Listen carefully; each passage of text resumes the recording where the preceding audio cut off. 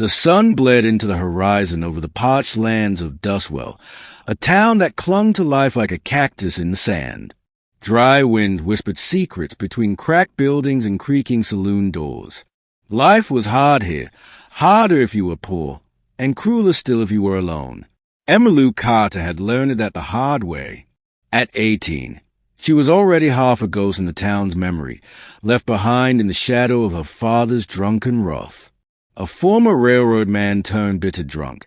Jed Carter had been mean when sober and monstrous when drunk. And 2 weeks ago, with a bottle in hand and fury in his eyes, he'd lashed out harder than ever before. She hadn't seen the iron pipe coming. He shattered both her legs and tossed her into the back of a hay wagon bound for nowhere, dumping her like a sack of flour 10 miles out of town. When she woke, her mouth dry as bone and her body screaming in pain, she realized her father hadn't just beaten her.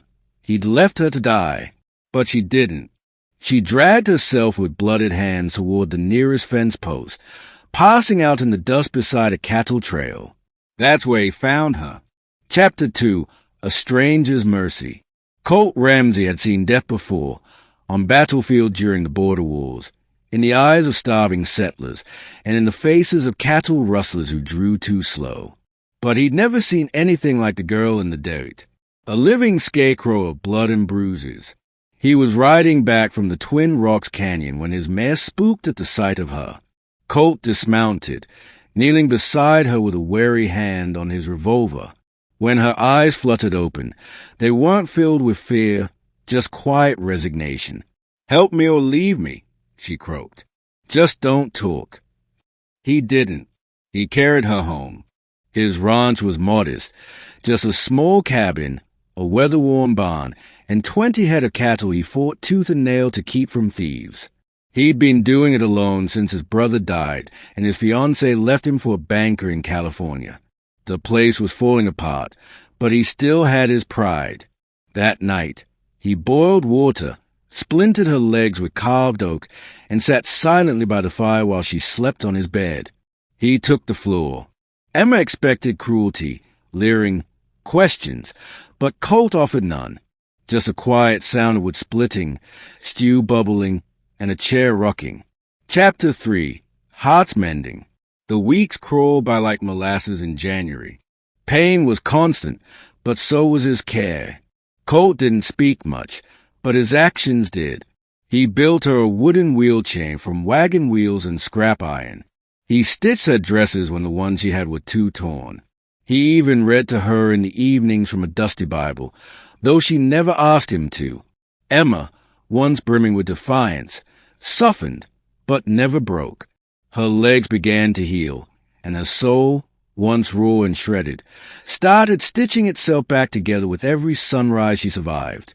One crisp morning, she watched him mend a broken fence post with callous hands and thought, he saves things, even when no one else would.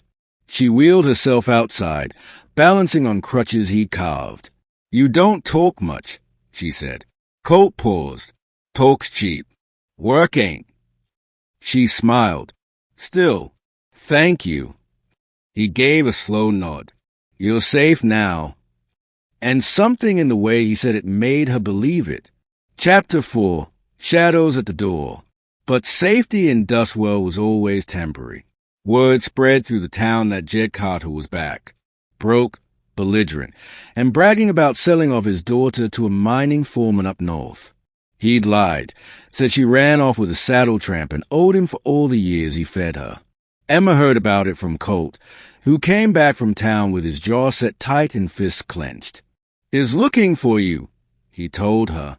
"I ain't afraid," she lied. "You should be," Colt said. "Men like that, they don't stop till someone makes them." That night, Colt cleaned his rifle by the fire. Emma didn't ask why. She knew. The next morning, he handed her a note before saddling his mare. "If I don't come back, burn this and run east. Take my mare. There's a church in Cotton Hollow. Tell him I sent you." Emma gripped the letter. "Don't go. You don't owe me this." He met her gaze, stormy, quiet, and steady. "I don't owe you, but I want to protect you." That enough? It was. Chapter 5. Showdown in Dustwell. The saloon's piano had gone quiet when Colt walked in. Jed Carter was at the bar, drunk and spitting tobacco on the floor. His eyes lit up when he saw the cowboy approach. "Well, looky here.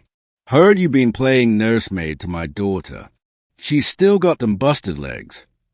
Colt didn't answer, just looked at him, long and cold. "You're gonna leave town," Colt said. "Tonight." Jed laughed, slamming his whiskey down. "She's mine. Blood's blood, and she owes me for 20 years. Colt drew his cold .45 faster than a breath. "No, she doesn't owe you a damn thing." Jed reached for his gun, but Colt's shot was faster. The bullet hit his shoulder, spinning him backward into a table. Not dead, but hurt enough to know he'd lost. Colt holstered his gun and walked out without another word. Chapter 6, Firelight and Forever. He came back at dusk, dust on his coat and blood on his sleeve. Emma wheeled out the door before he reached the porch, eyes wide. "Are you hurt?" "Not bad," he muttered. "Is he dead?" "No, but he'll stay away." Emma sighed in relief, her hand shaking. "Why'd you do it? You barely know me." Colt stepped closer, kneeling beside her chair. His voice with gravel and wind, soft and rough. "I know what it's like to be broken, left behind. I know what it's like to think you're not worth saving. But you are. You always were." She felt tears gather, hot, angry, healing tears. "You saved me, Colt. You saved yourself," he said. "I just made sure you had a chance." She leaned in, touching his cheek with trembling fingers. He kissed her, not like a hero in a dime novel, but like a man who'd finally found home. Epilogue, a new sunrise. Spring came late that year, but with it came blossoms and hope. Emma walked slowly, leaning on Colt's arm as she took her first steps in the soft grass outside the cabin. Her legs still ached, but they held her. Colt planted wildflowers where her wheeled chin one Saturday, figured we could use more color around here. They married beneath the cottonwoods, with the wind as their choir and the cattle as their witnesses. Emma Lou Ramsey, strong, scarred, but no longer afraid, found a new name, a new life, and a man who loved her fiercely. And in Dustwell, that was more than most ever got.